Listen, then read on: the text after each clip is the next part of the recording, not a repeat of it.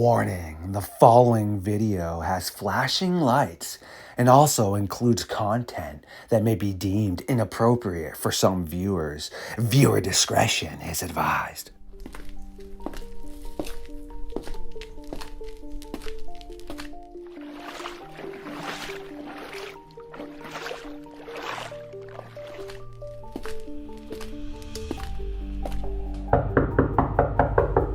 The Hoggatt Project. Once again, yes, you have found your way through the darkness and into the fox den to awaken me from my slumber so that we can again go werewolf and dogman hunting.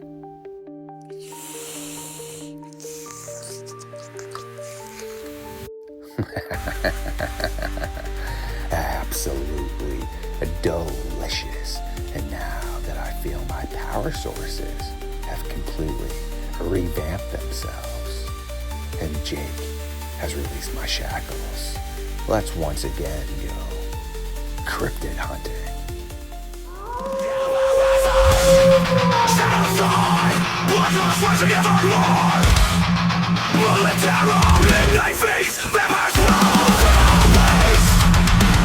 Stood up. I said, oh my god, it's a werewolf, and everybody in the car freaked out.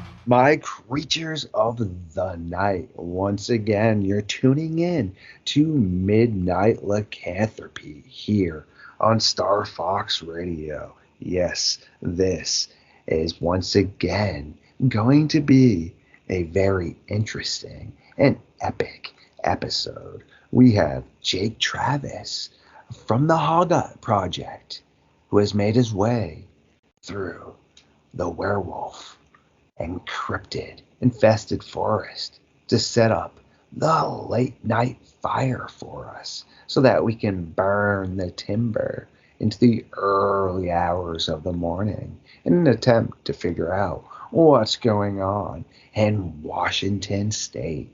Jake, man, how you been, bro? I've been all right. How you been? Excellent. That's good to hear. And not bad myself, just really busy churning out content, learning very interesting stuff and linking up with my science team, just trying to get my channel out there, my information out there. And I need around 1,400 more viewing hours in 4 months. So I'd like to get it done in like a month if possible to then potentially get monetized, which then would take a huge load of stress off me and let me be able to regroup and then come out with a really good game plan. And that's about it, man. I like it. Yeah, it's good that you tell people so they know. Because yeah, we burn ourselves out to make these videos and everything. And I kind of did the same thing, and I went into a mini hibernation, as I was telling you. And that's hard to do because you always have something on your mind that doesn't let you sleep. But this time, I completely shut it off for like 3 days. And, Yes. and it's great. I feel good again. Which is super important, like you said, getting the whole, no pun, revamped aspect, as I like to say. Yet you being at the point where you've been able to establish yourself and, being monetized, etc., you can do that. And that would be my game plan too. Like I said, just to relook at, the deck of the cards at the table. But a lot of people don't realize the first goal you have to meet with YouTube is 1,000 subs. It's really not that hard. All right. I mean, it's not easy, but it's not hard. Okay. It's kind of that tweener. But the really hard one is you have to average 4,000 viewing hours over 365 days. So that would be 12 months. And well, that is something that's definitely achievable. But a lot of people don't realize just a view doesn't count necessarily as watch hours. If you are trying to accumulate watch hours, people actually need to watch your video pretty much from start to end. That's the aspect that a lot of people are missing because, per se, the 366th day when YouTube is resetting itself, if on that 366th day, which now is the first day, you had, I don't know, 85, 1,000 viewing hours, whatever, they then deduct that off your viewing hour quota. That's why it's really important to anybody out there that's a smaller content creator. You just really need to grind at the beginning to get your monetization and just get your hours, and then they can't take that away from you, and then you can just revamp yourself, and there's plenty of content on your channel for new people and your older audience to actually catch up on. Yeah, I totally get it. It's, it reminds me of like when I got into music, I was like, oh yeah, man, I like writing songs. I play the guitar and I get to be creative. But then you start to learn, like, if you want your stuff to be heard and go anywhere, then you got to put on all these different hats. And now, next thing you know, you're a promoter, you're a producer, you're all these different things. You're an engineer now. You're doing all these different tasks unless you got a team helping you out. And even then, it's a lot. It's not just one thing. It's all these things. So yeah, it's good to be aware that all of these things need to be met for the YouTube to take off in the direction that you're hoping. Rather than just be sitting in the dark and not have any clue why everything reset. Yes, it's so important. And also, one other thing I did forget to mention is you actually have to be logged into a YouTube or Google account when watching someone's content for it to accumulate. So if you just are signed in as a guest or not signed in at all, which would be a guest technically, then that's not going to help anyone that you're viewing their content. There's another little key, interesting thing that I've learned across the journey of trying to become successful here on this platform. Yet, what have you been up to lately, man, yourself? Yeah, it's funny. I'll say something really quick on that. Is like my parents, they watch YouTube a lot, but they don't have accounts. They don't sign in. So, and I tell them, like, if you created an account and you signed in, then you'd have a much easier time finding the stuff that you've previously watched and things like that. But anywho, I think a lot of people just don't realize or need to, but they still will watch your stuff. So it kind of sucks in that way that they're not. It's hurting you in a way, but they have no idea. Yes. So they're trying to actually potentially help you because they enjoy you. They're watching your stuff, but yes, it doesn't count. If they knew that, then they would probably, log in. But it's just one of those things that isn't really well publicized. You're not really able to get any sort of clarity as a smaller content creator until you're monetized, and then you're able to have a easier chance of contacting YouTube and getting communication aspects. But before you're monetized, like when originally I tried to apply, long story short, before we actually start getting into some pretty creepy stuff in your area of the woods, is I had a few videos that I put together as compilations, and also artists that I had worked for, I was fans of, etc., just compilation, tribute music videos, etc., right? Well, I was also doing my podcast that I was doing here as well. But the problem is you need to make your stuff organic. So when I applied, I hadn't even thought of, and I didn't even comprehend until they had told me that because the majority of my views had come from my Jack Link's beef jerky compilation, my progressive Dr. Rick compilation, and I had some other ones that were just humorous. They had a ton of views, but even though it wasn't copywritten, they said it didn't show any sort of signs of enough creativity aspects to count. And I understood that. The reason I just had them up is because I was practicing my editing skills, and I would just chop it out so they all seemed very nice, like a flowing movie, more or less. But yes, so I had to completely rebrand myself and put out only Midnight Lycanthropy and only music that I have created with my friends. Because same thing, even if an artist tells you or such, if you don't own the actual song, you didn't create it yourself, then you can't make tribute videos. Don't do it, it says.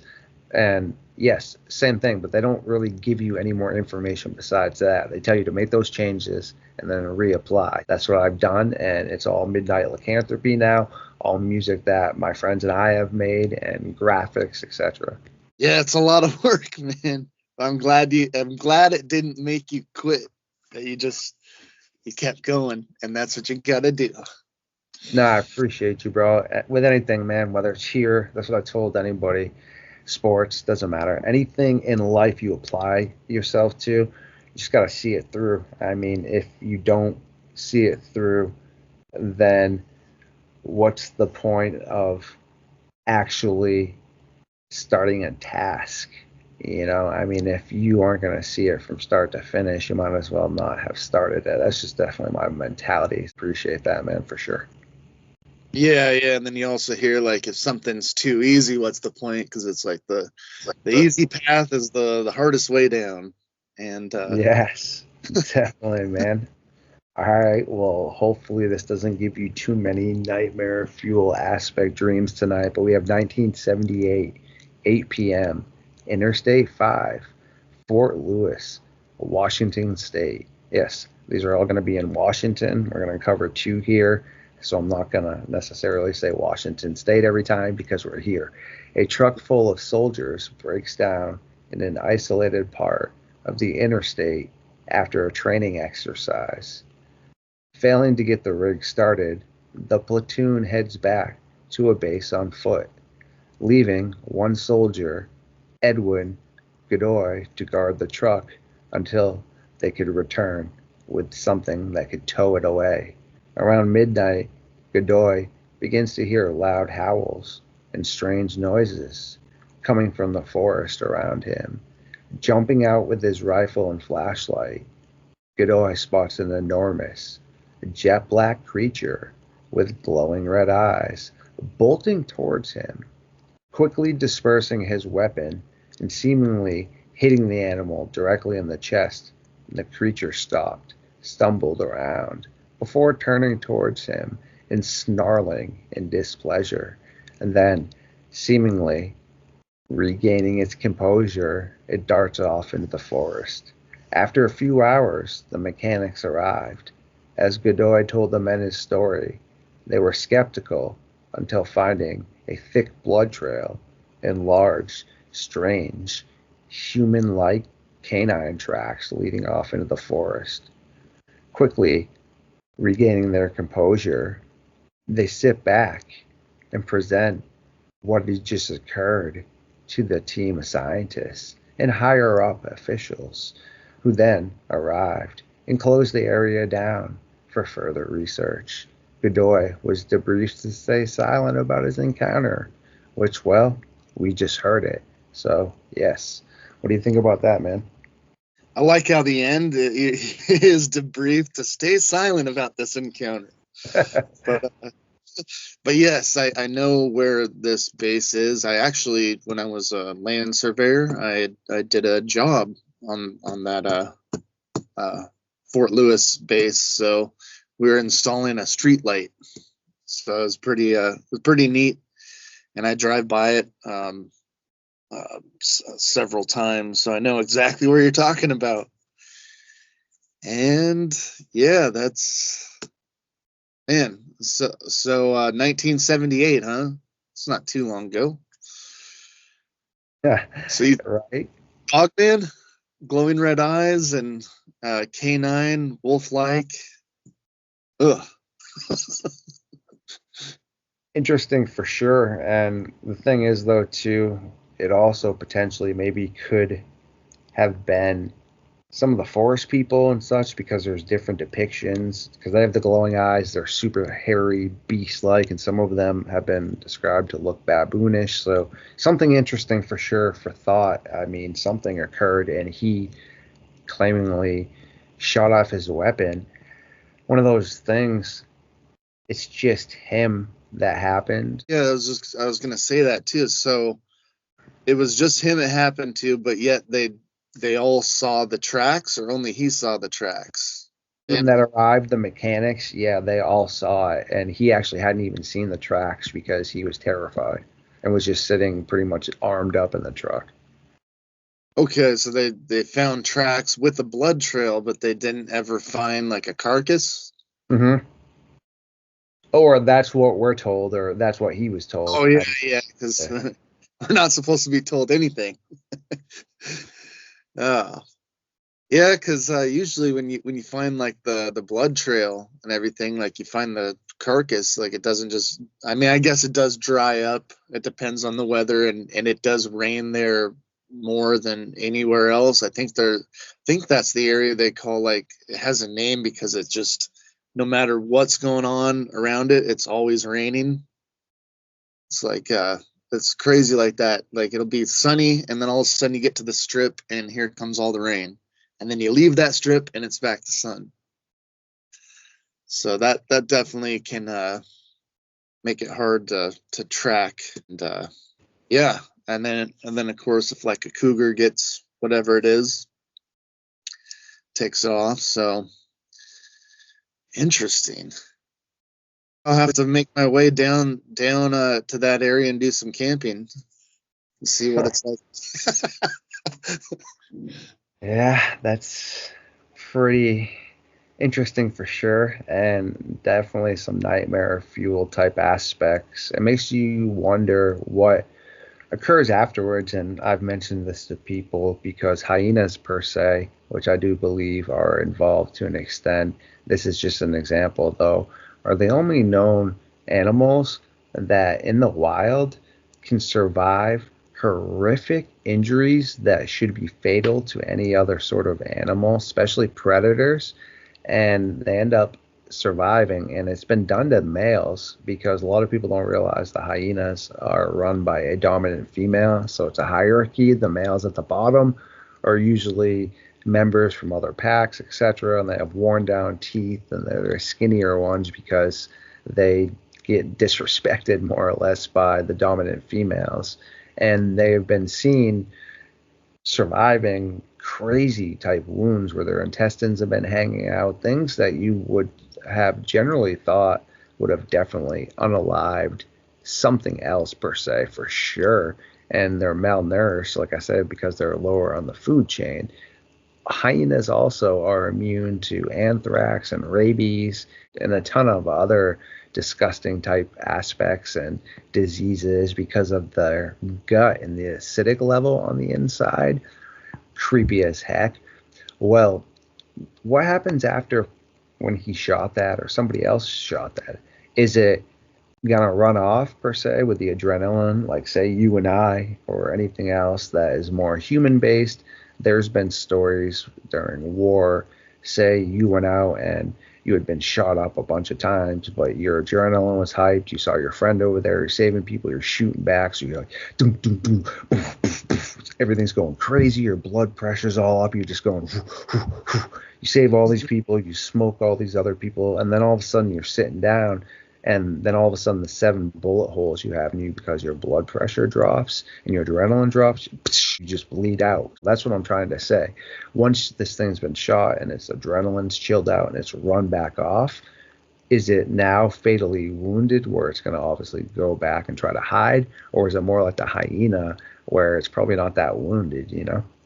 Yeah, that makes me think of a couple things. And one is like, okay, what was the caliber of the bullet that it got shot with? Because if it's a bear, and 9mm doesn't do much, right?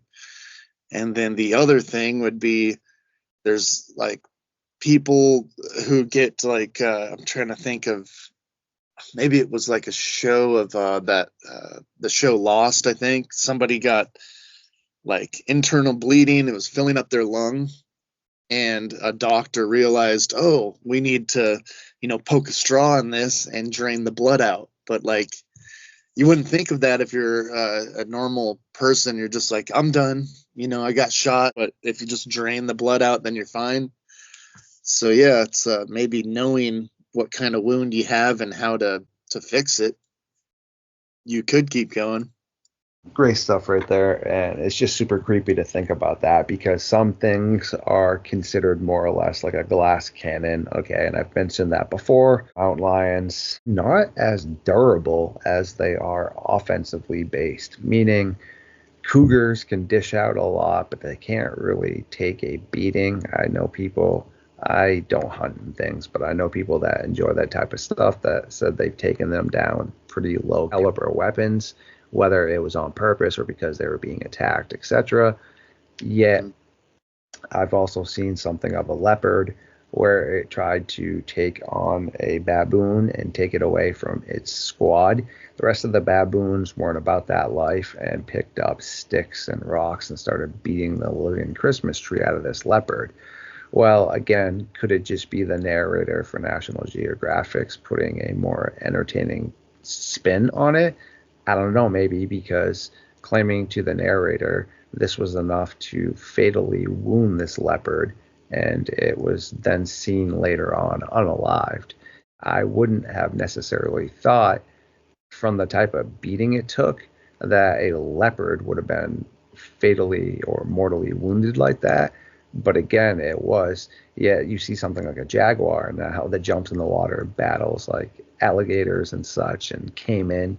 They're a lot more durable, and like we spoke about the hyena and bears, there really is, a difference on the level of the durability of a predator. Like tigers, super durable. You have that case where that guy in Russia shot it a bunch of times, wounded it, it came back, was ticked off. I guess he shot it again, and then it really destroyed him, unalived him before it was finally unalived, But then you have, like I said, sometimes cases of people taking out a grizzly bear with a lower caliber weapon, meaning I saw a gnarly encounter and video where this huge bear was getting into this guy's house, and he called his neighbor and was screaming for help, and the neighbor heard all the ruckus, heard the phone ringing, came over, and he had a pretty smaller caliber revolver, but he happened to shoot the thing right behind the head and literally right between the ears, and he unalived it immediately. And it was a massive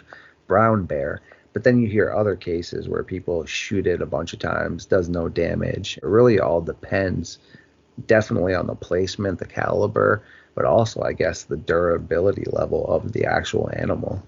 Yeah, definitely. Like a zombie, I guess. Yeah, you gotta go for the brain? Yes, exactly. Yeah. Yes. I want to get this stuff. No, you're good for sure. It's a true thing right there. I mean, that's what some of my friends that are former Special Forces, former SWAT, still currently active in that, more or less, they have decked out semi-automatic and automatic weaponry and a couple grenades with them. But yes, I agree. I mean, they are going, quote unquote, cryptid hunting. And if something is going to, really take them down, and it is in this physical realm, they're going to apply as much quick damage to it as possible. Meaning if it bleeds and it's in this realm, like I've made the reference before, then you can take it out with the type of weapons we're using, okay? If it's not in this realm, or half in this realm, or extraterrestrial or paranormal, sure, we're not Ghostbusters. But if it's bleeding, and it's spinning around and it's coughing up blood, which happens in a lot of the encounters where something has been shot by, whether it's high caliber, low caliber, whatever, then yes, it's going to apply damage. Okay, if you and I are sitting here with a decked out automatic weapon, right, and this massive Kodiak bear is running at us, yeah, it's probably not something you and I would prefer to be in that situation. But if we just both start dispersing our weapon, think how many hits that is in quick recession with high caliber ammo, so you just go right for the skull.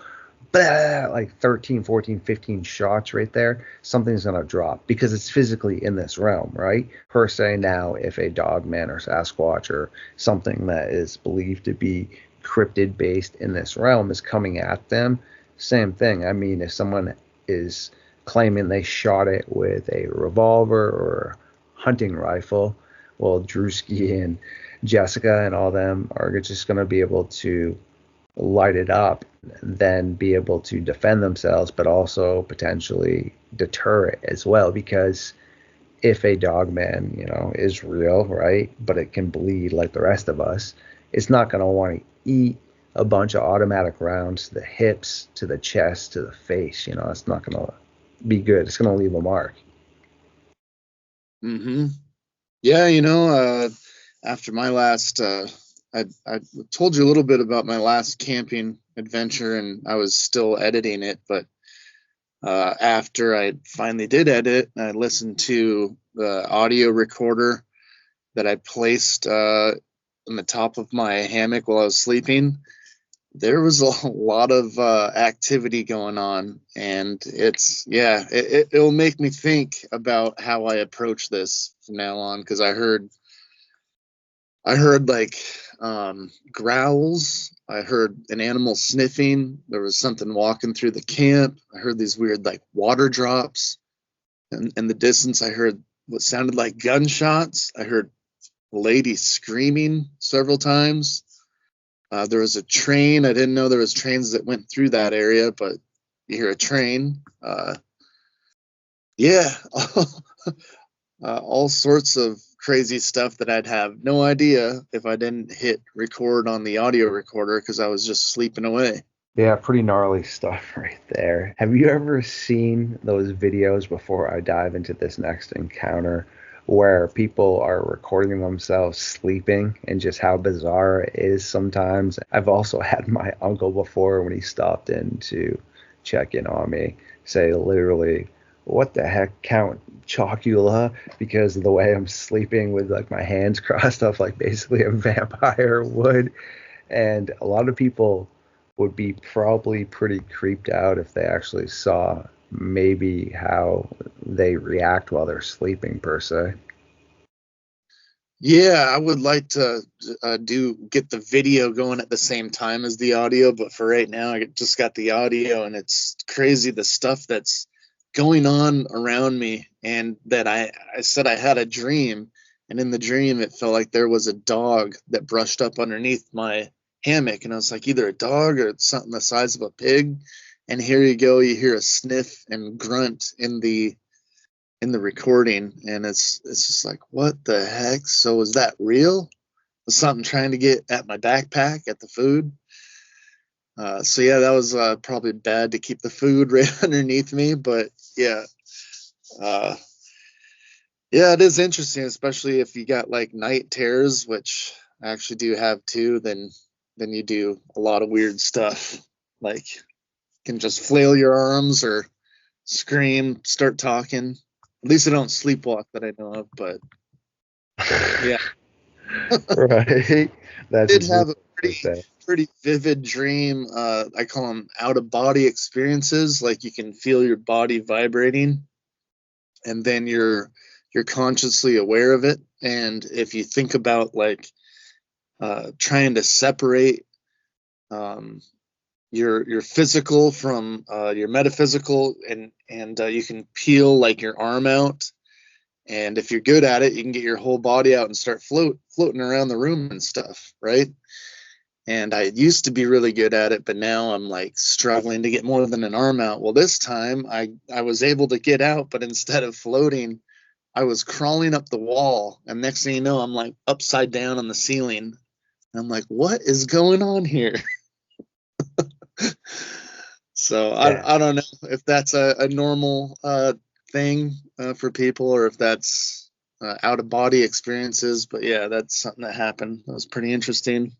Creepy stuff right there for sure. And I actually had to almost get a mouth guard, but I shouldn't be watching this before bed. Now I switch what I watch, but every time I would be watching like These Woods Are Haunted or something like this in the background, apparently I must have had my mouth open like a flycatcher, and something must occurred in the movie or the episode where I'd slam my teeth shut and I'd be like, ah, ha, ha, ha, and it would snap me up out of sleeping because you just, bam, slammed your teeth together. Yeah, I'm a grinder. I grind my teeth, and yeah, I should wear a night guard too. But yeah, I love those dreams. I love nightmare dreams. I don't know why. Yeah, it's definitely no good for sure. We have 1981. There isn't an exact county here, just in your good old state. A teenage boy is driving home with his mother and one of her friends late one night. Turning down an old looking road, the family begins driving until they come to a house where seemingly the road just suddenly ends. Parking the car, the group got out and entered the house. As his mother and friend were talking to the occupants of the house, the teenage boy began watching the colorful aquatic life in the nearby fish tank. As he's enjoying the fish, he looks over and sees a strange man who almost looked to have so much hair he was furry, with an odd, elongated face and eyes darting all around the place, sitting in his boxers in a nearby chair, saying some sort of strange language as he was rubbing this dark ointment all over himself. As this was happening, the boy's mother and her friend, as well as the female occupant of the house, began to walk towards the front door. Opening the door, the teenage boy and his parents and this other woman stepped outside and slammed the door behind them. Dashing towards the car and getting in and starting up the vehicle, the family quickly begins to drive away. Looking out the back window, the group sees an enormous, hunched over, wolf-like creature bursting out the front door and snarling at them as they drove away. Yeah, that is pretty bizarre. So first off, they get to the house, and it's not their house. They don't know whose house it is, but they just entered the house. Did I get that right? Did they knock or anything, or seemingly from what I understood about the child that more or less told us what had occurred, his mother and this woman were friends with somebody at the house, meaning they were told to show up, or I don't know what they were getting or why they were there, but yeah, so they just walked in because the occupant is what was originally thought, knew they were there, but apparently there was occupants. Yes. Yeah. All right. So, because I thought like they just turned down some road, and then they're like, "Oh, what's down this road?" Kind of like I would do, is like exploring. But they knew that there was a house and they were going to visit their friend. They just weren't familiar. They wanted to tell us what the area looked like. But yeah. So what do you think the ointment was like? So it was definitely, must have been like the husband of the lady or something. It was a man in boxers, right? But he was super hairy. Yeah, it sounds humorous, but keep in mind he was young when this occurred, so to him, I guess, seemingly turning down this strange road. But I mean, if his mother and the woman knew this house existed, or maybe they fully didn't know, they could have just known somebody that was over there as well. Yeah, it's been a strange area to all of them, or foreign area, I should say.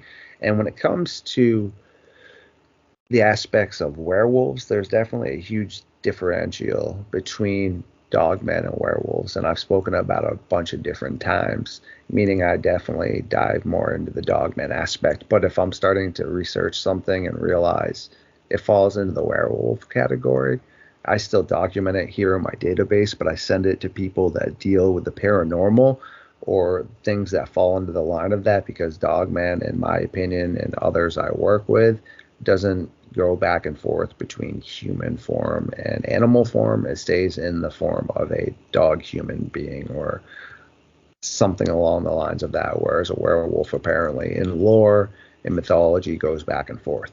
Yet there are ways you can do it. Apparently, again, I don't dive into the darkness and the occult aspects like Dennis Carroll and things does. He educated me on this, but you can take the pelt of something, do all kinds of messed up things. You can rub wolf oil and ointments on yourself that help enhance it. Who knows? This individual seemed to have been, apparently, quote unquote, a shapeshifter or a werewolf, and was applying this ointment per se to themselves and doing the strange chants, which are accumulated and seemingly go hand in hand with this. Who knows? Yeah, maybe it was a setup by the person that they did know, maybe purposely was getting them there during this, etc. But seemingly that's what occurred, is that the individual that they saw inside that looked strange and was just chanting to himself and, yeah, as described, then comes outside as an upright werewolf looking creature. Gnarly stuff, eh? Yeah, or it even could have been a mistaken a house that they turned into, like just got bad directions or something and ended up there. It sounds like so. Mm-hmm. Yeah, dang. Yeah, that's whoa. Yeah, but everybody made it out, so that's good because that could have went another way for sure. It's wild, and the only thing, though, again, I do always say with encounters like that, in a perfect, brilliant world, and once you have built relationships with people and you can verify who you've spoken to, you can then start to take people's word more at face value. But in Yeah. reality, I can promise people out there, there's individuals that you think you know everything about that you still don't. Okay. And when it comes to an instance like this, yes, I got a chance to, they got a chance to, because he's spoken to numerous people, the child, but the mother and the friend and the person in the house and the guy that was apparently changing, no one else has a chance to ever speak, okay? Could this all definitely occurred? Yes.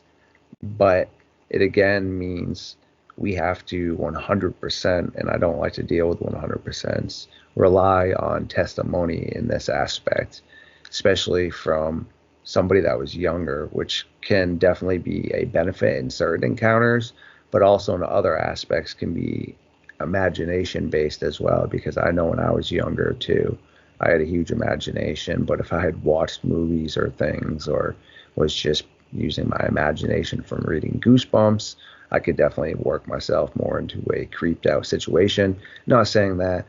More or less what I'm trying to emphasize is that it's a one person take. So even though multiple people were involved, it's still a one person report, which is just really hard to ever fully verify that, you know?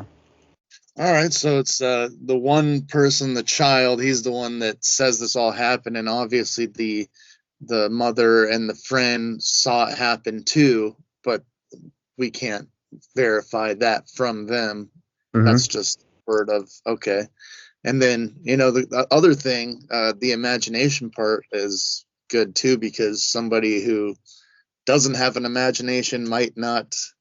They might try to rationalize what they saw with something else, So maybe this is also, there's a good aspect to it, like, oh yeah, definitely somebody that was full on hair everywhere, wearing boxer shorts, because you're like, yeah, this is very weird, but this is what I saw, and I'm not gonna say rationalize and say no, there was no boxer shorts, that doesn't make sense.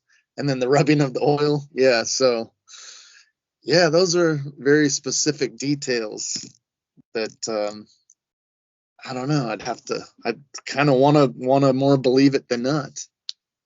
Excellent take right there, man, as we do start to kind of turn home plate here. The thing is, yeah, I would like to always take those and believe them as well. Yet throughout my journeys and research, I don't ever like to call people out, but I do like to speak facts. And a lot of the more emphasized heroic or scary or fatal cryptid encounters, dogman encounters, Bigfoot encounters are questionable. And there's a lot of holes in the story. And again, nothing that can really be verified outside of the one perspective of the individual that is telling it to. All right. Meaning, again, yes, they could be telling the truth, but there's a lot that goes into that. Just because you're telling the truth doesn't mean you're seeing something that you might think you'd be seeing, okay? You did see something, correct? And you're telling people this is what you thought you saw. Doesn't fully mean it is what you saw. Now, if yourself, myself, 3 other people are with us, all right? So now we got 5 people, and we all see something, and you're able to speak to all 5 people. That, in my opinion, now really needs to be looked at as okay, because the odds of being able to keep a hoax going on or trolling people gets harder as the squad gets bigger.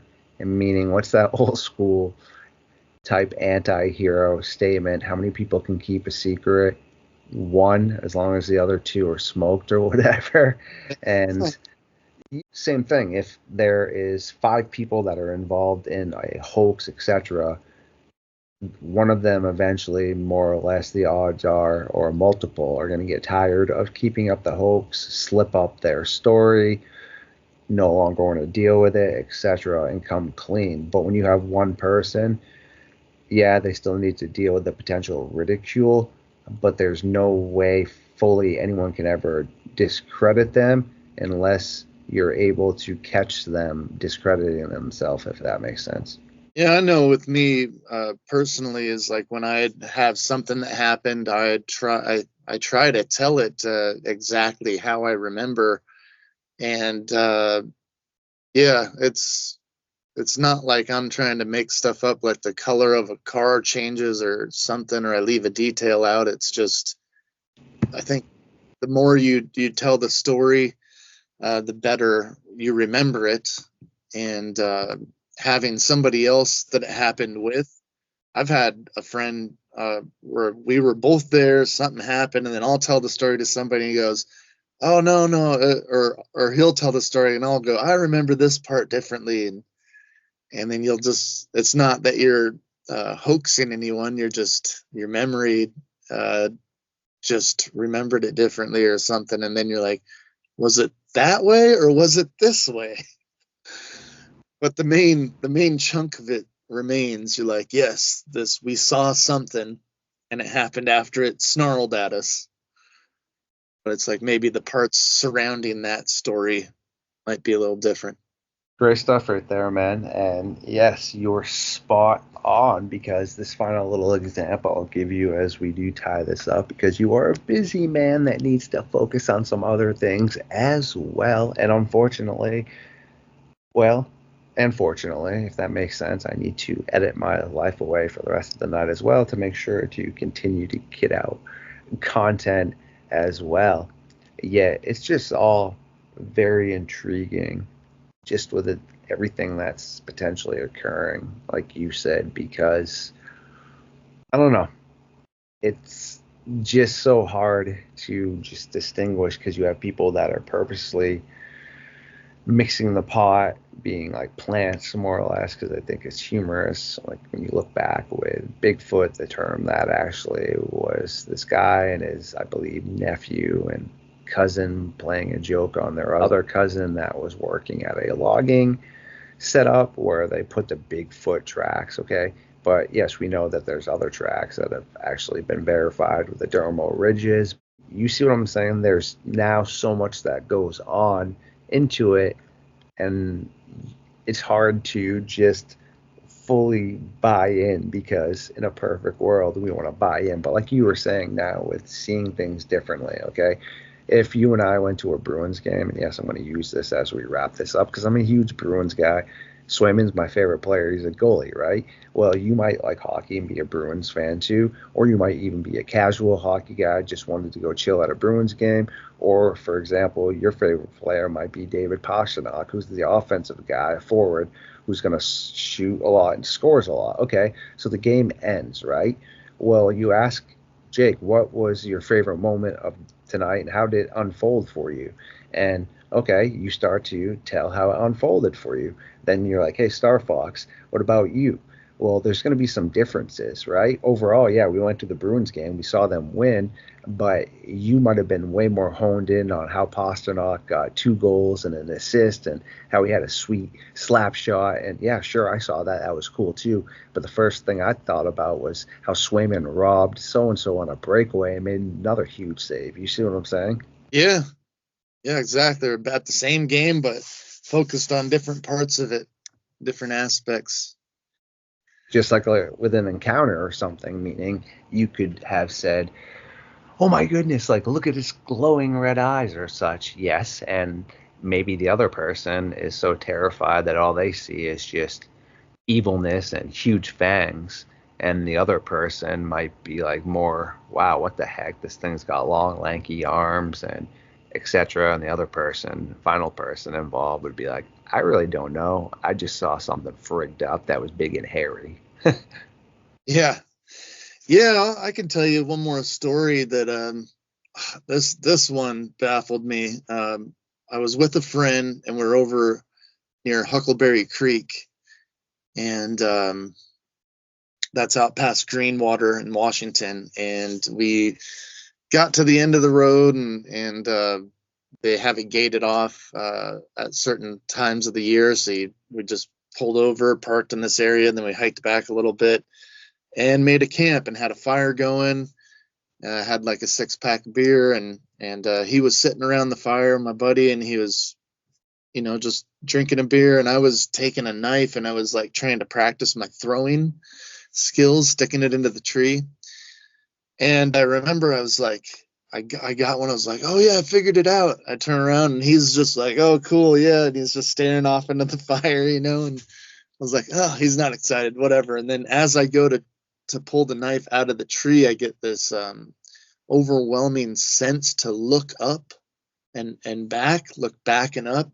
And as I do, there's like this giant tree, old growth, and it's probably the lower limbs start around 35 feet up in the air. And right as I turn and look, I see like what looks like a coconut, the size of a coconut, falling straight down the trunk of the tree. And I just watch it until it hits the ground and it goes poof.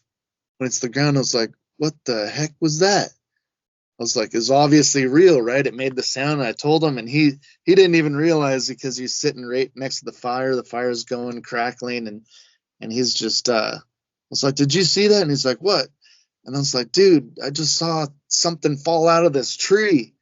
And so he gets up, we both go over there, and we're like kicking around. There's some foliage, and we're not seeing anything. He's like, you're crazy. Nothing fell out of the tree. What are you talking about?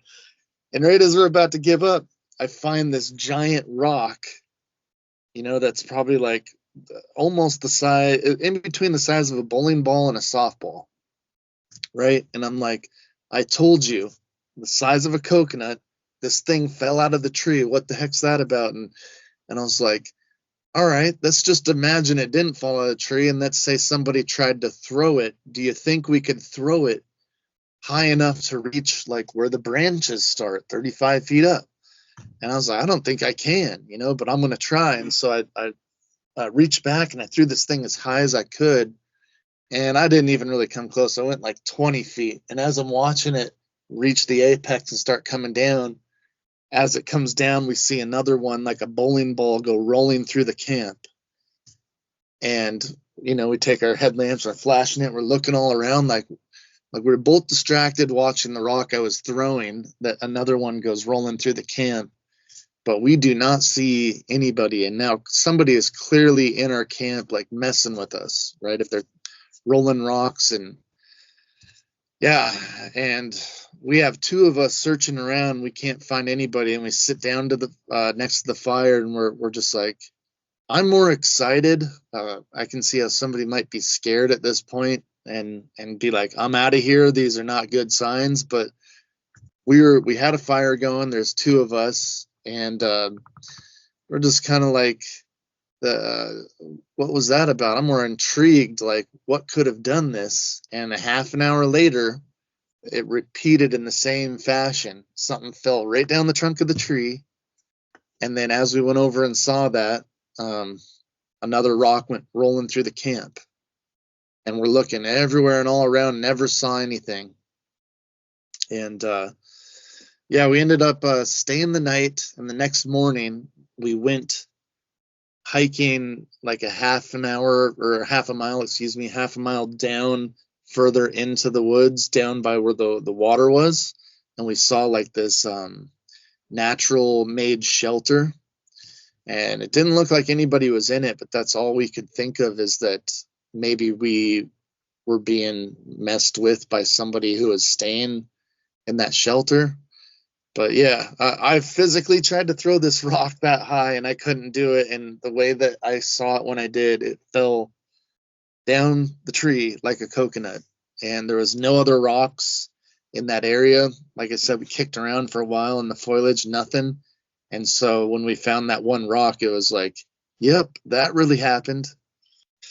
So yeah, it was pretty bizarre, and I never saw anything what did it. But what do you think? Pretty gnarly stuff right there for sure, man. And hard to tell because you got a lot of primate potential behavior right there with chucking things. I guess could have been a person, could have been maybe a Sasquatch or a wild person or a Dogman, but it definitely had to have been something with two hands to have been chucking stuff at you, right? And more or less making you feel totally uncomfortable like that.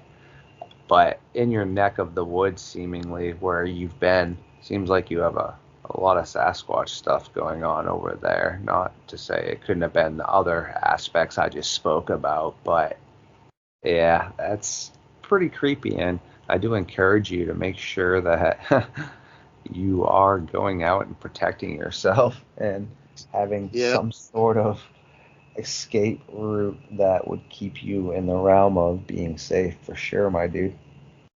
Yeah, I will say that that night, even though you're like, oh, you guys stayed the night, well, we both had our vehicles, so we slept in the vehicles, and that was like, it kind of made you feel a little more safe that way. But when you're with somebody else, to me, I've always been intrigued. Like that's why I'm going, is to try to find some weird stuff and document it.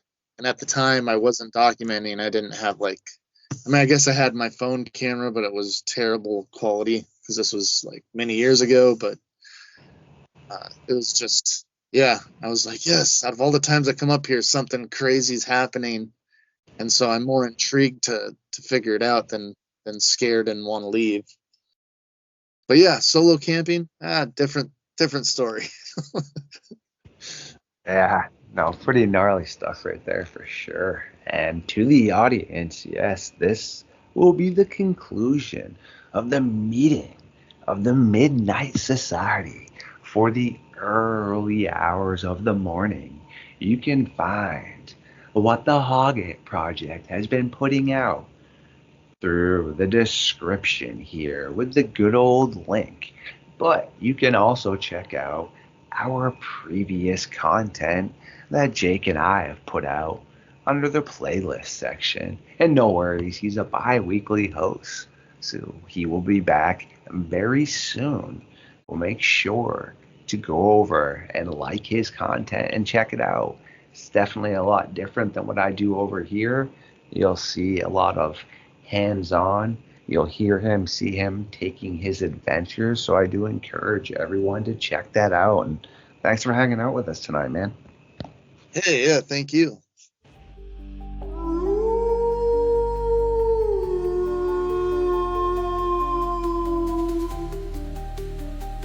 My creatures of the night, I do adore every single one of you, and thank you for stopping in tonight to hang out with us.